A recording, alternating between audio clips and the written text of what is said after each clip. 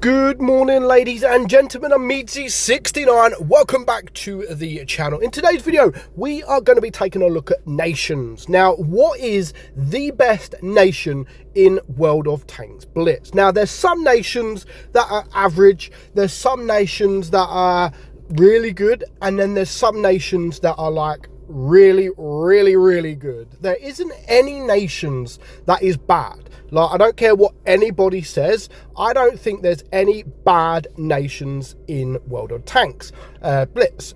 So what is the best nation? So we're going to have a look at all the nations from top to bottom and decide which I think is the best nation. Now, again, this is my own personal opinion. What I think could be completely opposite to what you think. So it is, you know, it's only what I think, and whatever you think, there is really no right or wrong. So we're starting at the top, the US nation, the USA nation, American nation. Now, these have some very good tanks. So of course we're going to start with the E4, you got the E3, so a couple of very good tank destroyers there, and then you move over to the heavies, you've got the E5, again, very good tank, not as good as it used to be, the same as the Yo. The Yo's still a very good tank. You've got the M48 pattern, a good medium, not I wouldn't say it's an outstanding medium. In the right hands, in a professional player kind of player, then they really would make the M48 pattern look OP. Play it correctly and it really can be a very strong tank. Then of course you have the T57 heavy and then the Sheridan. We are only looking at tech trees, we're not looking at premium tanks. So overall it is a solid line, it's a solid tier 10 line. But overall, we're not just looking at tier 10. I want to look at the nation in general. So they do have a couple of, not bad tanks, but difficult tanks to play when you go to sort of the middle of the tier. The T29, the T28, for example, the T28 Prot, the Persian, the T69. Those are some challenging tanks. But overall, you know, it's... The tier 9's decent, nothing special. The T30, of course, is really nice. And other than the T39, I don't see any... other than the T30, I don't see any other outstanding tier 9 tanks in the list. So, looking at the whole line in general, I wouldn't put the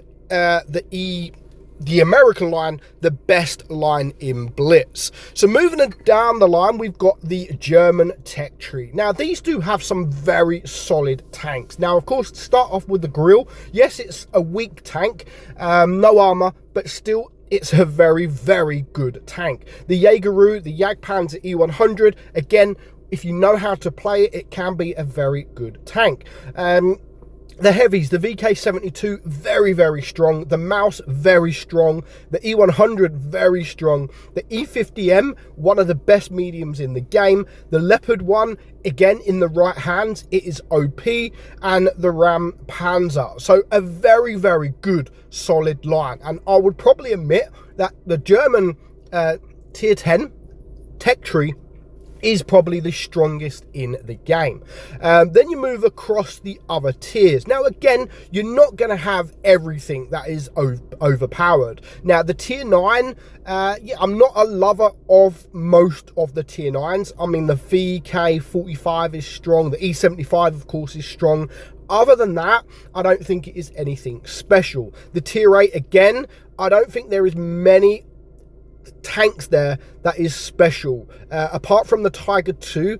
Other than the Tiger 2, I don't see anything that is like crazy good in that tier. And again, the tier 7, again, other than the Tiger 1, maybe the Tiger P, yeah, it's not the greatest of grinds as such, but tier 10 wise, it is definitely, in my opinion, the most solid out of all the tech trees. Moving on to the Russian tech tree. Now again, Tier 10 wise, they are very solid. The 268, not so much now. It's not as solid as it used to be, but it's still a strong tank. The same as the Object 263. Not as strong as it used to be, but still a good tank. The IS-7, very, very good tank. The IS-4 can be a good tank.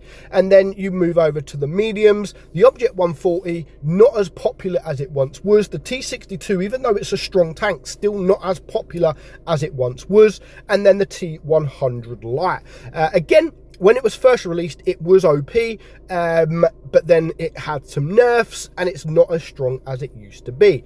And then, of course, the other tanks in the line, I don't really see any standout tanks when it comes to the Russian heavies. The KV-4, yeah, it can, but it's not a standout tank. So other than some of the tier 10s, I don't see any standout tanks for the rest of the tier. Obviously, you have the SU-152 and the ISU-152, very, very good popular tanks, but yeah, I would say the ISU-152 is the most outstanding out of all the tanks other than the tier 10. So moving on to the British tech tree, and again, the British line is not for everybody. It's not for everybody. You have the Death Star, one of the most played tanks in the game. It's not a strong tank. It only has that alpha. That is all it has. The FV4005, it's a very difficult tank to play. The same as the FV4202. Of course, the FV4202 is a good tank, very good tank when you use it with Hesh. But if you don't use it with Hesh, it just becomes an average medium tank. Using it with Hesh, you need to know how to play it with Hesh. The Vickers Light, yeah, it's a pretty solid light tank, and the FV215B, it's good in the right hand, but if you don't know how to play the FV215B, then it is a very difficult tank to play. And then again, you look at the other tanks in the line. Again, there is, in my opinion, nothing out of the ordinary. Of course, you've got the Centurion 7-1. If you like Hesh, that is a standout tank, but other than that, nothing really special. The Black Prince in tier 7 is a tank and a half, especially for a new player, because it has very good armor, very good DPM, and it can work. And the Charioteer as well, if you know how to play it, it can be a very good tank. But other than that, nothing really outstanding. Moving over to the Japanese line, only a couple of tanks in this list. The Hori, which is a very good tank. The STB, which can be a very good tank. And of course, the Type 71, that can be a very good tank. Again, other than that, I don't see any standout tanks at all in any of those lines. So yeah, not the best grinds, but once you do get to the tier 10s, all three of them are actually pretty solid. Now we move over to the Chinese. This is probably the least popular tier. However, it does have some very good tanks. The 113G, again, it can be a very difficult tank to deal with. It's a great tank, but yeah, it's not popular. It's not popular at all. The BZ75, yeah, okay, it's a good tank. It's nothing outstanding. The 113, it's had its criticisms. It's got DPM, it's got armor, but it's not, I don't think it's massively outstanding. But then you've got the WZ121, which I do think is actually a very, very good tank. The alpha, the DPM, the accuracy, everything like that, it is actually a very good tank. And then the light tank, the WZ1321, is actually a pretty solid light tank. But again, nothing out of the ordinary when it comes to tier sort of 7, 8 and 9. Nothing too special. Moving over to the French line now. Of course, the Foch 155, very good tank. Again, not as good as it used to be, but it is still a very solid tank. The AMX 50B, again, a very good heavy. The armor wise, it's not great, but it's more of a sort of heavium, a medium heavy sort of in between. It is still a very good tank. The Batchat, which we know is a very, very good light tank, one of my favorites. And then the Project Murat.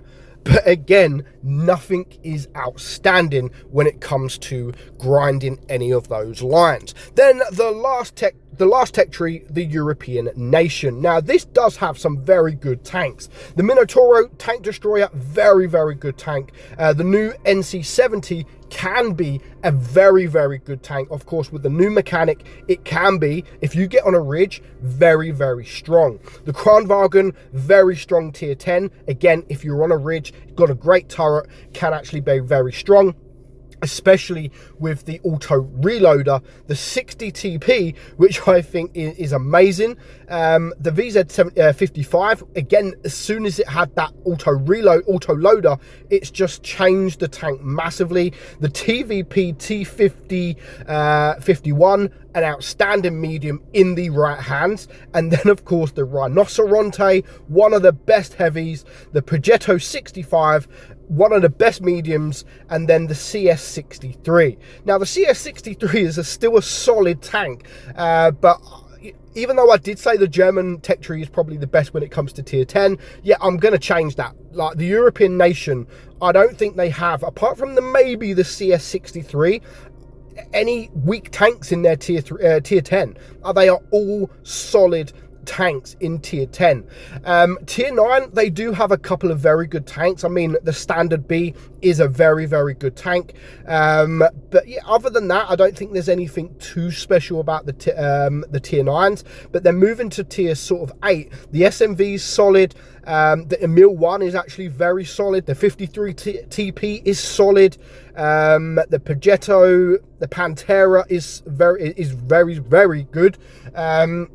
So yeah, overall, I do still think the German nation is a very, very good nation, like one of the best, but I will have to go with overall, and especially in tier 10, which I've just explained, but moving up the tiers as well, I do think that the European nation is in fact the best nation.